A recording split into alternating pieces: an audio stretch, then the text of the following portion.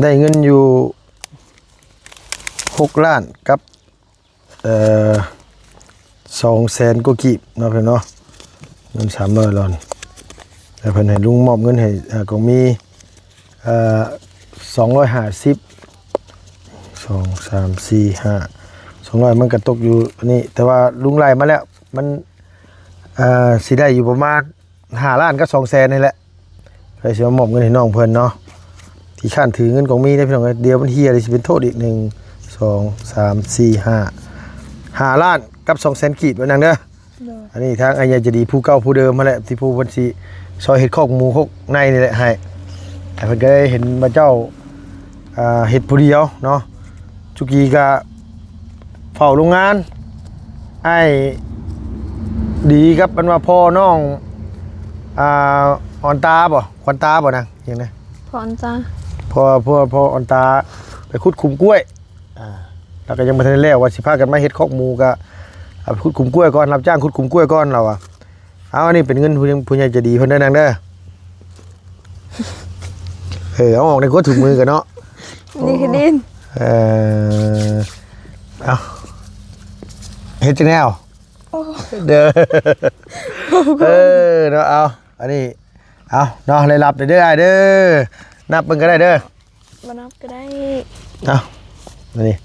แต่ว่าลุงนับได้ร้อยเลยล่ะลุงบ่ได้ถอดไปใส่ดอก5 ล้านกับ200,000กีบดีใจเยอะบ่เฮ้ยดีใจแล้วเนาะเก็บไว้หลายนางไงคันว่าบ่มีผู้มาขอว่ามันก็เอาเงินนี่ให้ผู้ว่ามาขอว่ามันหวานอ้าวเนาะมันคือหนักได้จ้างเขาแล้วเขาไปเฮ็ดอันนั้นแล้วไปเสีย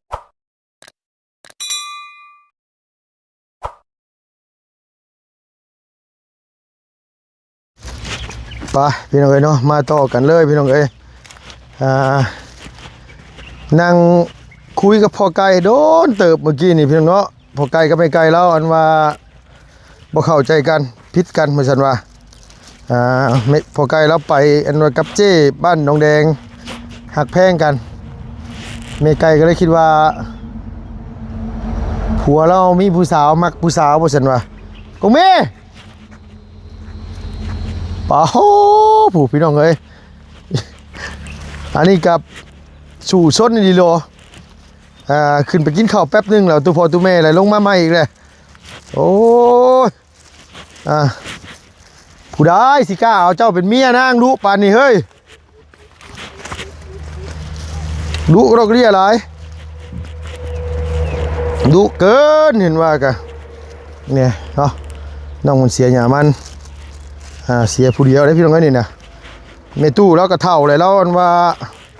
เจ็บแอวพอสันนี่ทำแม่แล้วก็บ่ไหวกล้วย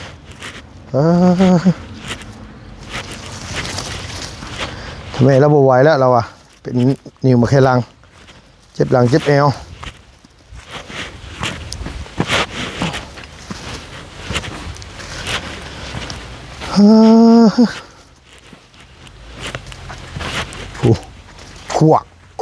ขวกอยู่ปิ๊บนั่งคุยกับพ่อไก่โดนเติบพี่น้องไอ้เมื่อกี้นี่พ่อไก่ไม่ไก่หนีเมื่อเฮือนหลังเห็นปะบ่คงมีตัวหู้อยู่ว่าพ่อไก่ไม่ไก่หนีเมื่อเฮือนหลังนะสบายดีเฮ้ยติดไม้ให้แน่น้องขี้ฝุ่นขี้เฟือยใส่หันหลังมั่งด้วยค่ะหันหลังมั่งด้วยหันหลังมั่งด้วยหันหลังด้วยปี๊บเบิ่งขอโทษน้ำบูป้าโตพี่น้องเอ้ยนั่งเฮ็ดบ่นางบ่เมื่อยก็นั่งเอาพี่น้องเอ้ยเนาะกับทักทายสบายดีเด้อพ่อแม่พี่น้อง FC ผู้ใหญ่จะดีเบิดสุขุสุคนระวังในและก็ต่างประเทศพี่น้องที่เขามารับมาชมช่องนุ่งเฮิมชาแนลคือเก่าคือเดิมเนาะพี่น้องตัดภาพบรรยากาศมากก็อยู่สวนมันคือเก่าคนผู้เก่าพ่อแต่สวนมันโอ้ย บ่มีบ่ไอ้หนุ่มเศรษฐีมามักมาหักเลยบ่ฮะบ่มีผู้ใดมาตกหลุมมักบ่นางบ่ฮะแล้วเอาเมื่อยเนี้ยกินเนี้ย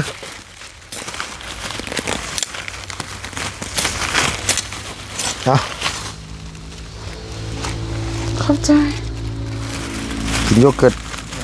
ใช่ปะบวงอ่ะลุงซื้อขนมกับอันนี้ได้ว่าสิออกไปซื้อข้าวมานี่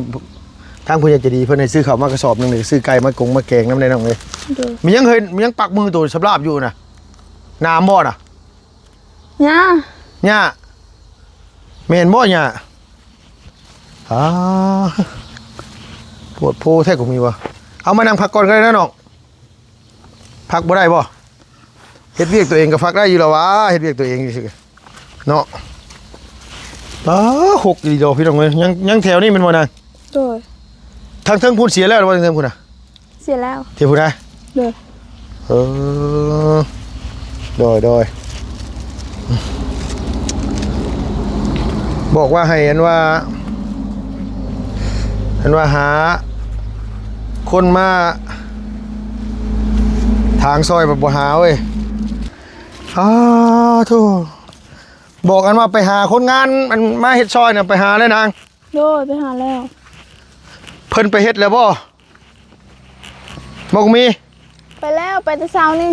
เพิ่น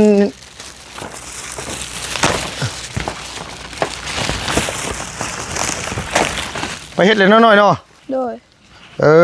เพิ่นตกลงเฮ็ดเท่าไหร่น่ะ 800,000 800,000เอายับไปพุ่นอีกเลยนะยับไปทางเอานี่นี่ยับมาที่นี่นี่ยับมาที่นี่โอ้หมอนี่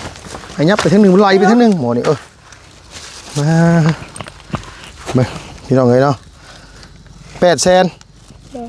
โอ้ยน้ำเฮ็ดกินแล้วโอ้โพดโพโอ้ยพี่น้องเอ้ยเมื่อยพอไก่แม่ไก่แล้วพิษกันเรื่องยังหล่านะแล้วพอไก่มีผู้สาวเฉพาะ แม่ง เรื่องยังไง อยู่นะลูกนะ เนาะพอไก่แล้วว่ามีมือขึ้นหลังแล้ววะมีขึ้นหลังมีว่าอันว่าพอไก่ไปกับเจ้แล้ววะ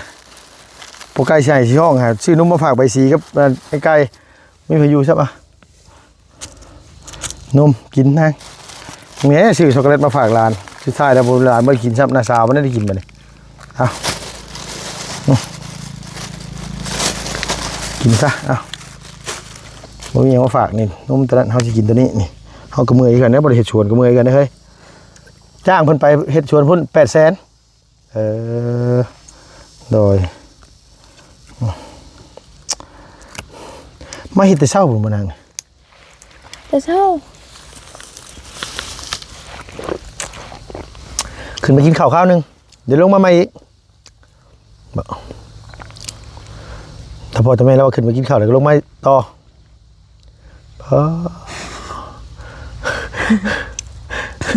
โพดโพยดีเลยย้อมไปกันจังมุ้งสิเลิกนี่นะ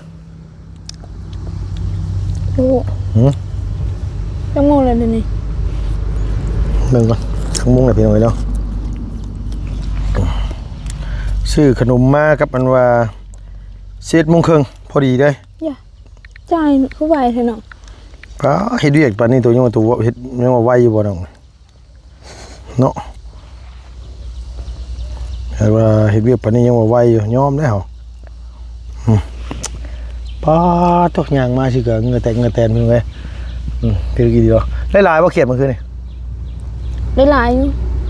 ได้บ่กบ บ่ได้ เห็นมันอยู่บ่กบเห็นอยู่บ่ เห็น เออ จะจับมันบ่ได้มันนี่ทางจะดีได้ตัวนึงได้ตัวน้อย ได้กบตัวซ้ำปีซ้ำเมื่อคืนนี่2ตัวมีตัวใหญ่ ๆพอน้องเลี้ยงได้2ตัว ๆกบมาเราไปก้านให้ในพองเดียง กันอยู่งาน เมื่อยเด้พี่น้องกันเนาะฮ้อนดีดอก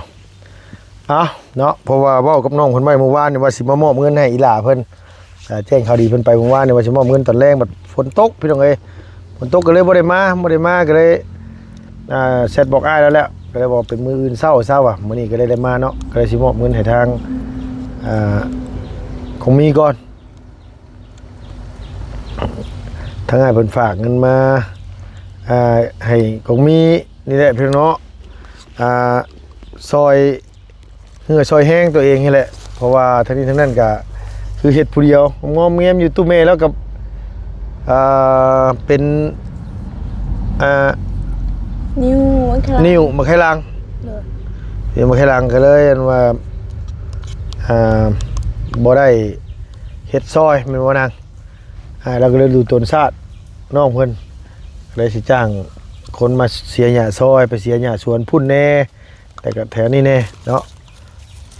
เอายับออกก็ลุกไปแล้วยับออกแล้ว เสะมันคงปลายลง ไปที่นี่เลยไปก่อน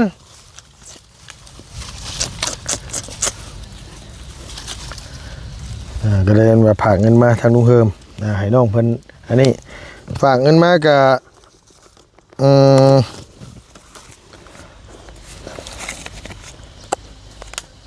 ได้เงินอยู่6 ล้านกับ200,000 กว่ากีบเนาะเพิ่นเนาะเงิน300 ล้านแล้วเพิ่นให้ลุงมอบเงินให้ก็มี250 2 3 4 5 200มันก็ตกอยู่นี่แต่ว่าลุงไล่มาแล้วมันสิได้อยู่ประมาณ5 ล้านกับ200,000นี่แหละเลยสิมามอบเงินให้น้องเพิ่นเนาะที่ข้านถือเงินของมีได้พี่น้องเดียวมันเฮียเลยสิเป็นโทษอีก1 2 3 4 5 ล้านกับ200,000 กีบว่านั่นเด้ออันนี้ทางอัญญาจะดีผู้เก่าผู้เดิมมาแหละที่ผู้บัญชีซอยเห็ดคอกหมูคอกในนี่แหละให้แต่เพิ่นก็ได้เห็นพระเจ้าเห็ดผู้เดียวเนาะจุกีก็เฝ้าโรงงานไอ้ดีครับมันว่าพ่อน้องอ่อนตาบ่ควันตาบ่นางอย่างนี้ พรจ้า พออ่อนตาไปขุดคุมกล้วยแล้วก็ยังบ่ทันได้แล้วว่าสิพากันมาเฮ็ดคอกหมูก็เอาไปขุดคุมกล้วยก่อนรับจ้างขุดคุมกล้วยก่อนเราเอาอันนี้เป็นเงินผู้ใหญ่ใจะดีเพิ่นได้นางเด้อเอาออกในกดถุงมือกันเนาะ นี่คือดิน เอาเฮ็ดจังแนวเด้อเนาะเอาอันนี้เอาเนาะเลยรับเด้อเด้อนับเบิ่งก็ได้เด้อ มานับก็ได้ เอาอันนี้แต่ว่าลุงนับได้ร้อยเลยล่ะลุงบ่ได้ถอดไปใส่ดอก5 ล้านกับ200,000 กีบดีใจเยอะบ่เฮ้ย ดีใจแล้วเนาะ เก็บไว้หลายนางไงคันว่าบุมีผู้มาขอว่ามันก็เอาเงินนี่ให้ผู้ว่าขอว่ามัน หวาน อ้าวเนาะมันคือหนัก เก็บได้จ่างเขาแล้ว ฮะ เขาไปเฮ็ดอันนั้นแล้วไปเสียยามันแล้วแต่เช้านี่ ไปจ้างนะจ้างเลยโดยเอาอันนี้ก็คือเป็นจุดประสงค์ของอ้ายเพิ่นพี่น้องเอ้ยเนาะเราก็ให้ลุงใส่50 ลอนกับประมาณล้านนึงนี่แหละแต่ว่ากับคือสิบ่เหลือแล้วพี่น้องเอ้ยเพราะว่าหยังเนาะจกใส่จกจ่ายซื้อหันซื้อนี่มาแต่ละมื้อก็ซื้อได้อยากได้กินมาซื้อขนมนุ่มเนยนี่แหละมาต้อนลูกหลานสิมามือเปล่าก็คือบ่คือจังได๋นะพี่น้องลูกหลานก็หลายคนซับมาก็แล่นต้อนแซวอยู่คิดฮอดว่าไอ้ไก่ครับอันว่าน้องใบสีพี่น้องเอ้ยล่ะใบสีกับอันว่าไก่ไปเฮือนหลังให้พ่อไก่ไปตามยังอยู่เดี๋ยวนี้พ่อไก่บ่กล้าไปว่าลุงสิพาไปป่ะเนาะไม่ไก่แล้วนิสัยดีก็ได้เนาะแล้ววันนิสัยดีบ่ไม่ไก่นิสัยดีเขาว่าเนาะดีเรามักปากมักเว้าเรามักม่วนใช่ไหมพี่น้องเรามักแซ่บ ลุงเงินพากับพอไกลไป เนาะคันลุงไปตัวเรามาบ่มาเหรอเนาะมาเลยมาไม่ไกลแล้วน้อยใจสิหรอกน้อยใจว่าแบบเข้าใจผิดกันนะ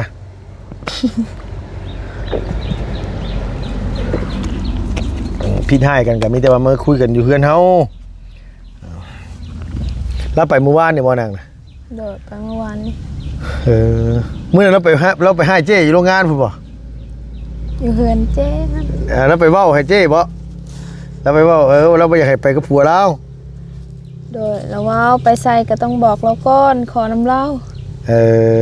มันเป็นยังมาแล้วมันยาก โดยก็เป็นคนลาวก็เป็นคนไม่ไกลอยู่ไปหันไปนี่ก็ต้องบอกเราขอบเราเนาะว่าค่อยไปเจ้พาไปหันไปนี่เด้อหรือว่าไปซื้อกับข้าวกับน้ำเจ้เพิ่นบ่มีรถบ่มีร่างก็ กับเมนเขาไม่ใกล้อยู่ตอนนั้นเขากับพิษเขากับต้องยอมรับนะคือพอใกล้ก็ต้องยอมรับเพราะว่าเขาบริครอบเราอีหลีเขากับเทน่าเทนายเขากับจังครอบเนาะนางเนาะสิให้ลูกเมียแบบคิดคือตัวเองคิดมันกับโบแมนพี่น้องเลยแต่ว่าผู้เป็นลูกเป็นเมียนี่ก็ต้องใจกว้างน้ำไหนว่าไงว่า โมเมนต์ว่าผัวไปใกล้ไผกับบ่ได้กับมันหาหม่องเจริญบ่ได้เหยว่าประเทศใดเอาลีน้องๆเนาะเอาแท้เขาก็ต้องเบิ่งว่ามันคือทรงแบบใดคันว่ามันผิดหูผิดตาผิดเนี่ยมันบ่ถือบ่ควรกับชาวบ้านให้สิมาเล่าให้ฟังล่ะว่าเฮ้ยมันต้องมีคนไหนคนหนึงเห็นแม่นบ่ล่ะคันมันบ่แม่นแน่ผัวสูนี่ไปแบบนั้นมันบ่คือแล้วกูเห็นมันบ่แม่นไปเป็นหมู่เป็นพวกกันนู่นนี่นั่นเขาก็สิเว้านะคนบ้านเฮามันซ่ากันไว้ดอกคะแนนมันบ่ดีนะตัวว่าบ่นะคะแนนมันดีดอกพี่น้องเอ้ยให้เขาซ่าเขาก็บ่ซ่าชี้แหละมาเฮ็ดสวนมันงอมอยู่ซี่ก็ลองไปแม่เอาจัก 4-5 มื้อนี่ไปเห็นก็โอ้ยขี้ข้านคือหยังนี่ซุมื้อนี่คนมาซอยมันน่ะมันไปเฮ็ดหยังเหรอเจ้าตัวเชื่อบ่นางแท้คนเฮาน่ะตั้งแต่คนมีเห็นมาซอยมันตะกี้นะโอ้ยขวมันดุกองมีอยู่นะอันนี้ยังใครตัวยังเฮ็ดมืออยู่ตัวยังไม่ได้เปลี่ยนไปคือว่าได้เงินในทองมาตัวก็ว่าได้ไปแบบว่าเฮ็ดแนวมันสมมุติว่าคันได้นี่เฮาแฮงอยากเฮ็ดแม่นบ่คันได้นี่แฮงอยากเฮ็ดแม่นบ่เนาะเชียร์ใหญ่เชียร์ตองสิเนาะว่าไงแฮงได้แฮงดุสิแหละคนดุพี่น้องเอ้ยเนาะว่าไงได้แฮงอยากได้เพิ่มเข้าใจเนาะอันนี้คือว่าคนอยากได้นี่พี่น้องเอ้ยบางคนมีแต่คนมาซอยนี่ก็เอาละโอ้ยจักบุปิแต่เพิ่นสิไปเฮ็ดแหละจังนั้นเพิ่นไปเฮ็ดผมแล้วเพิ่นจังนั้นไปเฮ็ดเล็บ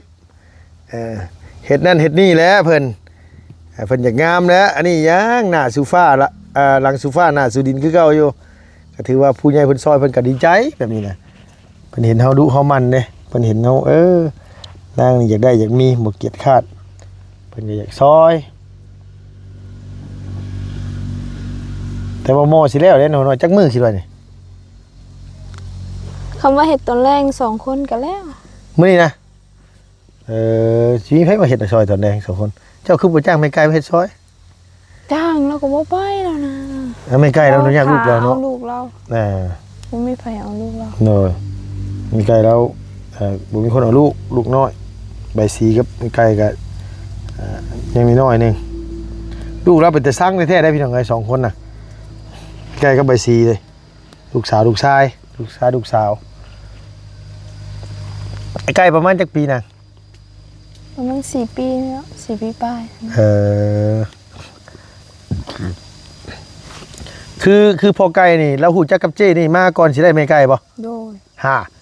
เป็นหมู่เป็นพวกกันมาเราฮู้จักกันแต่หึงเลยเด้พี่น้องเอ้ยบ้านแดงกับบ้านหุ่นยลุงนี่ก็ซ้ำบ้านเดียวกันฮักแพงกันนี่แล้วแต่ว่าเจ้เนี่ยเราเป็นคนปักเซ่แม่นบ่นะเราเป็นคนปักเซ่แล้วเรามาได้ผัวอยู่บ้านไหนน่ะอยู่บ้านช้างแต่บิดปะกันกับผู้นึงน่ะเอาอยู่บ้านกิ่งย่างแล้วมาอยู่บ้านน้องแดงนี่ตะกี้น่ะเราไล่ผัวคนบ้านสร้างเดี๋ยวเราเลิกกันบ่แม่นคนบ้านสร้างคนมาแต่จักมาแต่ไสคนลาวโดยเจ้นั่นคนลาวเนาะโดยแล้วรับซื้อกล้วยบ่นะบ่ได้รับซื้อหยังแล้วตั้งห้านแนวนี้น่ะขายเครื่องกินนี่นะห้านที่เฮาไปซื้อตลอดน่ะบ่แม่นอันนั้นหันคนละเทิงบ้านช้างอันนี้บ้านดงแดงนี่ห้านอยู่หม่องไหนล่ะคือแคมทางหั่นเด้สุดท้ายเขาบ่ได้เปิดทางเบิ่งทางนี่เขาเปิดทางในพุ่น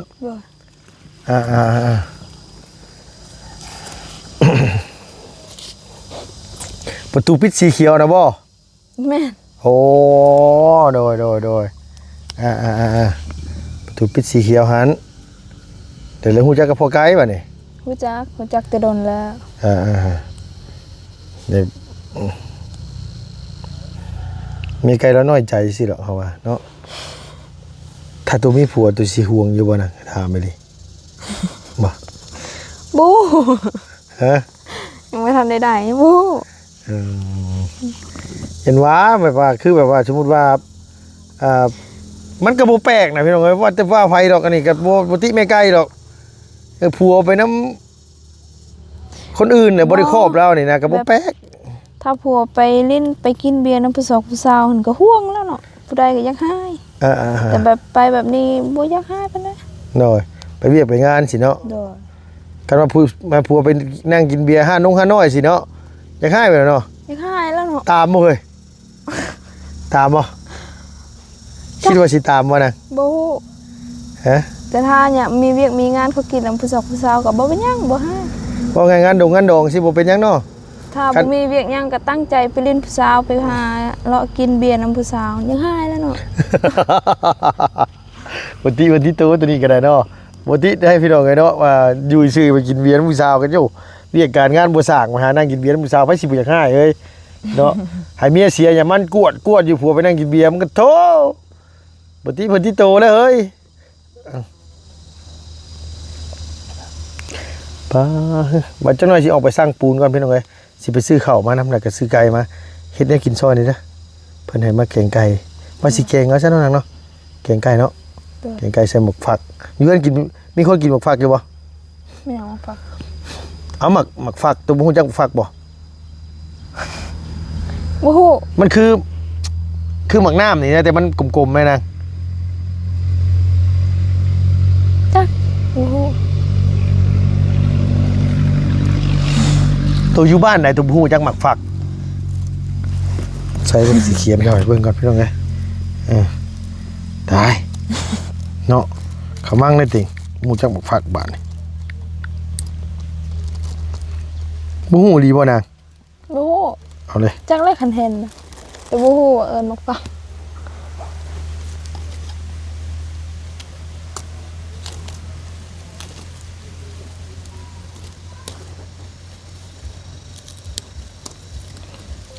ลูกฟัก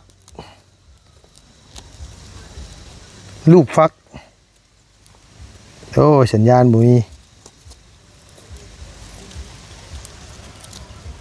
ครับพี่น้องเอ้ยวาสนาของมีสิบ่ได้เห็นลูกฟักบ่เป็นหยังบ่นี่ก็บ่เป็นหยังเนาะเดี๋ยวตึงเสียมาให้เบิ่งสิซื้อไก่มาแกงใส่อันเอาฟักใส่นี่คักๆนะพี่น้องอันนี้ก็เงินนั่นว่าของมีเห็ดคอกหมูตัวนี้ จะหน่อยกระเบิดแล้วนี่ถึงว่า ไปซื้อปูนซื้ออันนี้มาเนาะพี่น้องเนาะซื้อเล็กแน่ซื้อปูนนะพอจะดีแล้วไปใช่ไหม ไปดอง พอจะดีไปดองมั้ไปดองใช่นะ ไปดองแต่มื้อนั้นแหละมันทันได้มา ฮะ ตอนแรกเพิ่นเลยว่าสิมา ไปดองแต่มื้อนั้นพู เด้อ อ้าวหูย มื้อนี้แล้วเขาไปส่งเจ้าสาวอยู่บ้านหุ่นร่วมนี่นะ ต ตอนแรกเราก็มา นึกว่าไปตั้งแต่มื้อนั้นยังบ่ทันได้กลับมาวันเบิดงัว3ตัวแล้วบ่กินค่ะกินแน่ปานนั้นเนาะ 2 ดอก ช่องดอง หลานเราเด้ หลานพ่อจะดีนี่เนาะ เด้อ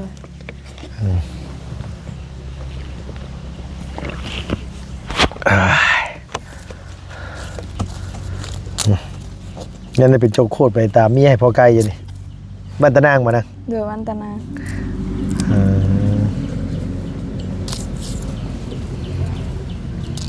เข้าไปมันก็สิไม่มองยากมองเนื้อขี้ตมอยู่เลยบ้านนั้นเข้าไปฮะโอเคแล้วพี่น้องเด้อสำหรับคลิปนี้ก็มีแต่ว่าให้ของมีขอบคุญขอบคุณขอบใจทางอ้ายเพิ่นแน่ให้เพิ่นอยู่ดีมีแฮงเพิ่นร่ำเพิ่นรวยนี่แหละเนาะ ขอบคุณทางอ้ายเพิ่นเด้ออาใจดีที่ฝากเงินมาให้ที่ช่วยเหลือน้องมาหลาย ขอให้เพิ่นอยู่ดีมีแห้งสุขภาพแข็งแรงความเจ็บอย่าได้ความไข้อย่ามีขอให้ร่ำให้รวยปรารถนาสิ่งใดให้ได้สิ่งนั้นขอให้อายุมั่นขวัญยืนเด้อ เด้อสาธุเนาะอันทั้งลุงเองทั้งน้องเองก็มีแต่ว่าขอบุญขอบคุณขอบมุขขอบใจอ้ายหลายๆเด้อที่อ้ายมีความเมตตาเนาะส่งเงินมาให้น้องเป็นสะพานบุญให้ทุกสิ่งอย่างที่ผ่านมาถึงปัจจุบันนี่ก็ขอให้อ้ายมีแต่ความสุขกายสบายใจเฮ็ดหยังทำหยังก็ขอให้อ้ายเจริญรุ่งเรืองคิดหยังทำหยังก็ขอให้ประสบความสำเร็จในหน้าที่การงาน สุขภาพพลานามัยแข็งแรงนะเด้อขอให้สิ่งศักดิ์สิทธิ์ปกปักรักษาครอบครัวเฮือนซ่านอ้ายขอให้มีแต่คนอยู่เย็นเป็นสุขขอให้อ้ายประสบความสำเร็จทุกสิ่งอย่างนะเด้อสาธุเนาะ FC คือกันแหละที่เข้ามาติดตามขอบคุณหลายๆที่ยังหักยังแพงเนาะพี่น้องเนาะทุกเอาพี่น้องเอ้ยสำหรับคลิปนี้ก็มามอบเงินให้ของมีอยู่สวนมันคือเก่าพี่น้องเนาะเมื่อวานนี่ก็อยู่นี่เพิ่นสิเสียขึ้นไปรอพุ่นละทั้งพุ่นน่ะก็ป้ามังนัดบ่เสียบ่หยังป้ามังนัดน่ะ ไม่ทันได้เสียเอาแล้วตัวนี้ก่อนแล้วก็ปลูกกล้วยแล้วก่อน ปลูกกล้วยได้มาเสียป้าย่ำงะป้ามังนัดบัดนี้ โดย กินแม่นของช็อกโกแลตตอนมันเย็นสิมันจังแซ่บเพราะมันอันนี้บ่แซ่บเลยนะไงว่าสิซื้อมาฝากไก่ครับมันฝากมาฝากใบซีพี่น้องเอ้ยเห็นใบซีเลยคิดฮอดลูกสาวคิดฮอดนี่สิเกือบซ้ำๆกันเลยใบซีสิน้อยกว่าน้อยนึงเนาะสบายดีป้าลุงแน่น้องล่ะ สวัสดี โดยเอาเนาะพี่น้องสำหรับคลิปนี้ลุงก็ขออนุญาตจบคลิปก่อนพี่น้องเอ้ยขอบคุณในไลน์ยังเข้ามาติดตามและรับชมที่เป็นกำลังแรงใจให้เนาะพี่น้องขอให้พี่น้องFC ผู้ใหญ่จะดีเบิร์ดสุขุสุขคนขอให้ร่ำให้รวยเนาะใหญ่จะดีเฮาคือกันสุขภาพพลานามัยแข็งแรงนะเด้อสำหรับคลิปนี้ไปแล้วพี่น้องเนาะบ๊ายบายเด้อสบายดีเด้อ